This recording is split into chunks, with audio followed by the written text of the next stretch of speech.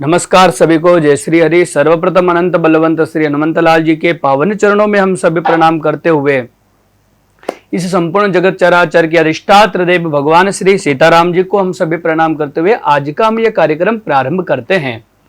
प्रिय दर्शकों, आज का हमारा यह कार्यक्रम है 4 सितंबर 2023 को, जो बृहस्पति यानी कि जुपिटर रेट्रोग्रेड हो रहे हैं मेष राशि में 118 दिनों के लिए। यहां पर बृहस्पति मेष राशि में 118 दिनों के लिए अपनी मार्गी यानी कि अपनी सीधी चाल को छोड़ करके उल्टी चाल को, यानी कि उल्टी चाल का मतलब यह होता है कि उल्टा नहीं घूम गए बृहस्पति। उल्टी चाल का मतलब यह होता है कि अपनी गति में कहीं ना कोई फर्क आ गया, थोड़ा स्लोपन आ गया, जिसके कारण वह ऐसा दिखता है कि उल्टा चल रहे हैं, यानी कि वक्र हो गए हैं। यहां पर बृहस्पति वक्री हो चुके हैं 4 सितंबर को। अब जब बृहस्पति 4 सितंबर को वक्री होंगे और 31 दिसंबर 2023 तक मेष राशि में वक्री रहेंगे, तो इसका प्रभाव हमारे कुंभ राशि वाले जितने भी हैं उन व्यक्तियों के ऊपर, उन जातकों के ऊपर, उन हमारे जो प्रिय दर्शक हैं जो भी कुंभ राशि वाले, उनके ऊपर क्या प्रभाव रहेगा, सटीक विश्लेषण हम लेकर के आज आपके सामने उपस्थित हुए हैं। प्रिय दर्शकों, अगर अभी तक आप हमारे चैनल पर नए हैं तो सबसे पहले मैं आपसे निवेदन करूंगा आप हमारे चैनल को सब्सक्राइब कर लीजिए, ताकि जब कभी भी हम जो ग्रहों के परिवर्तन का संयोग होता है, चाहे वो अस्त हो या फिर उदय हो, चाहे वह मार्गी हो, चाहे फिर वह वक्री हो, चाहे वह नीच राशि में हो या फिर चाहे वह वक्री हो, या फिर चाहे वह अपनी उच्च राशि में प्रवेश कर रहे हो, नवग्रहों में जब जब इन ग्रहों के अंदर कोई परिवर्तन आएगा या जब जब हर महीने का राशिफल की बात आएगी, तो सबसे पहले हम आपके सामने लेकर के उपस्थित होंगे। और आपका सब्सक्राइब किया हुआ यह चैनल सबसे पहले आपके पास में आपके जीवन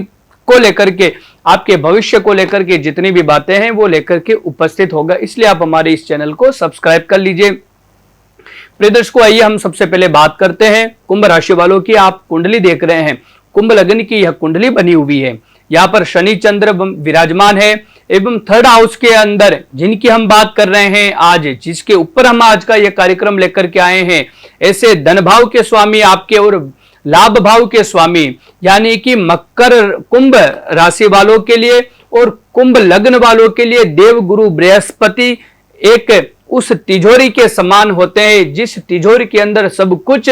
भरा रहता है। क्योंकि कुंभ लग्न से या कुंभ राशि से 2nd हाउस होता है फाइनेंस हाउस और 11th हाउस होता है जो लाभ को आपके जीवन के अंदर दर्शाता है कि आपके जीवन के अंदर कितना लाभ होगा। और इन दोनों भावों के अधिष्ठात्र देवता यानी कि जो ग्रह बनते हैं, स्वामी बनते हैं, वो बनते हैं देव गुरु बृहस्पति यानी कि जुपिटर।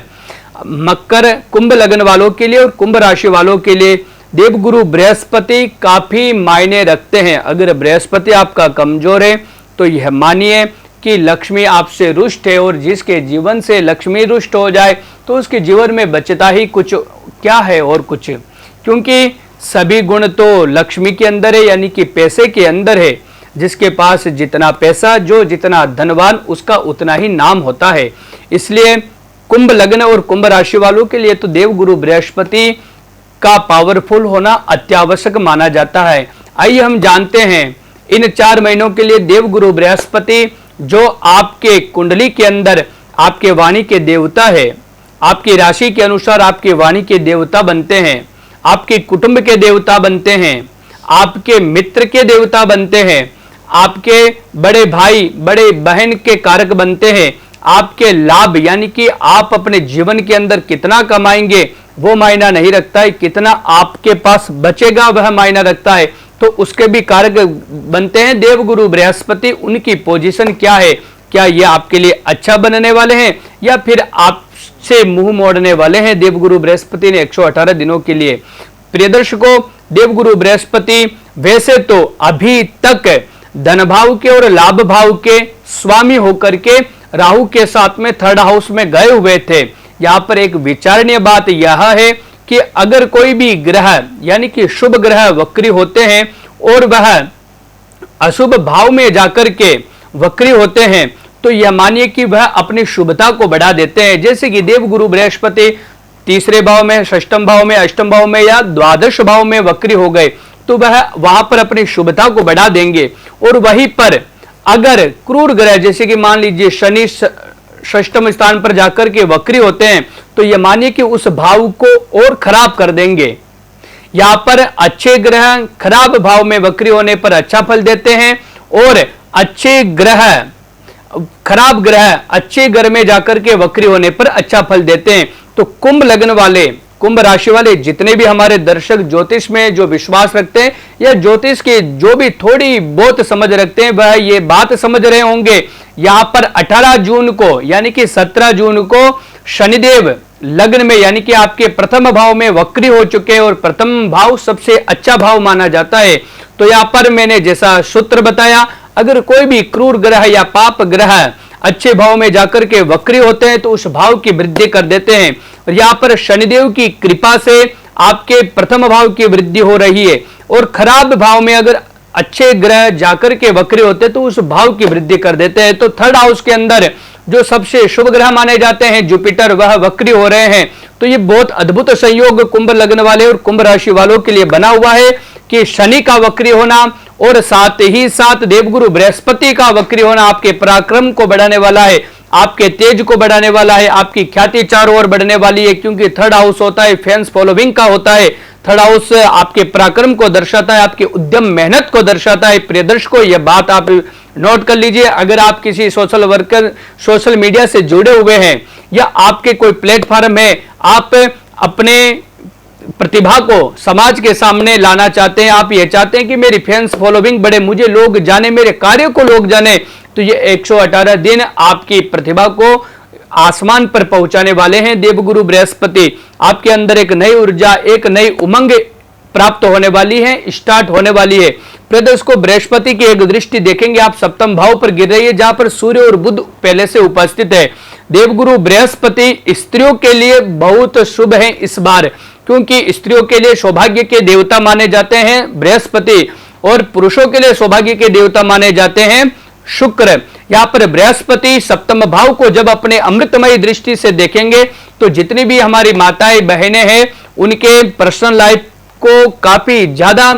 सुख मिलने वाला है। आप आपके पति के द्वारा जो आपके पति और आपके बीच सेपरेशन वाली पोजीशन चल रही थी, मनमुटाव वाली चल रही थी, या डाइवोर्स तक अगर आपकी बात पहुंच चुकी थी, वह पुनः पटरी पर आने के योग बनते हैं। जिन माताओं को और जिन भाइयों के अभी तक शादी के योग नहीं बन पा रहे थे, आपने पूर्व पश्चिम उत्तर दक्षिण सब जगह हाथ घुमा दिए, आप अपने परिवार के लोगों को कह चुके थे या किसी भी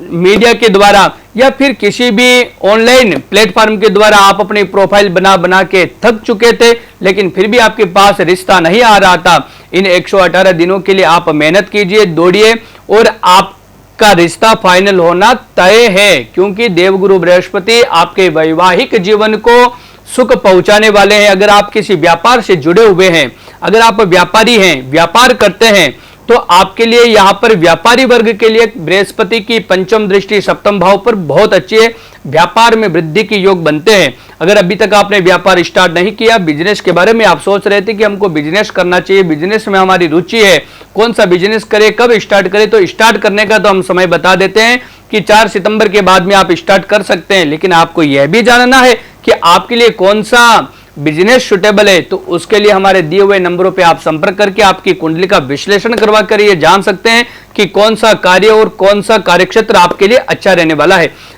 प्रियदर्श को देवगुरु बृहस्पति की एक दृष्टि भाग्य भाव पर भी गिरेगी। भाग्य भाव जैसा कि मैंने पिछली वीडियो में बताया, नवम भाव के अधिष्ठात्र देवता यानी कि कारक देवता होते हैं देवगुरु बृहस्पति, और जब कोई भी ग्रह अपने कारक भाव को देखता है तो उस भाव की वृद्धि कर देता है। तो विशेष रूप से देवगुरु बृहस्पति जब जब नवम भाव को देखेंगे, क्योंकि नवम भाव होता है भाग्य का, नवम भाव होता है धर्म का, और धर्म के ऊपर अधिकार होता है गुरु का, और जब गुरु अपने अमृतमय दृष्टि के द्वारा धर्म को देखते हैं यानी कि भाग्य को देखते हैं, तो उस भाव की वृद्धि कर देते हैं। आप धार्मिक बनेंगे। इतने दिन राहु और केतु की इन दोनों की युति के कारण आपके अंदर एक नेगेटिविटी उत्पन्न हो गई थी, आप अपने पहले आप काफी ज्यादा धार्मिक थे, आप पहले अपने धर्म को मानते थे, या आप एक सदाचार का आचरण करने वाले व्यक्ति थे, लेकिन कुछ टाइम के अंदर आपके अंदर एक परिवर्तन आ चुका था कि आप मंदिरों में जाना बंद कर दिया था, आपका विश्वास भगवान से थोड़ा डगमगा रहा था। लेकिन अब बृहस्पति पुनः वक्री होंगे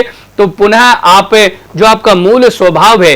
जो आप सात्विकता को प्रधानता देते हैं, क्योंकि आपकी कुंभ राशि बनती है और कुंभ राशि वाले न्याय प्रिय होते हैं, धार्मिक विचारधारा के होते हैं, वो धर्म को महत्व देते हैं, सत्य के मार्ग पर चलना इनको पसंद होता है, सत्य बोलना और सत्य सुनना इनकी खूबी होती है। देवगुरु बृहस्पति की कृपा से प्रिय दर्शकों, ये पुनः आपके जीवन के अंदर सौभाग्य लौटने वाला है कि आपका भाग्य साथ देगा, धर्म में आपकी प्रवृत्ति होगी और साथ ही साथ आप न्याय के मार्ग पर खुद भी चलेंगे और लोगों को चलने के लिए भी प्रेरित करेंगे। देवगुरु बृहस्पति की एक दृष्टि आप देख पाएंगे एकादश भाव पर गिर रही है। एकादश भाव पर धनु राशि जो बृहस्पति की स्वयं की राशि है, यहां पर बृहस्पति का फाइनेंस हाउस का यानी कि सेकेंड हाउस का स्वामी होकर के 11th हाउस के ऊपर नजर बना के रखना, यहां पर कहीं ना कहीं, जैसे कि मैं आपको पहले भी बता चुका हूं पिछली काफी वीडियो के अंदर, कि सेकेंड हाउस होता है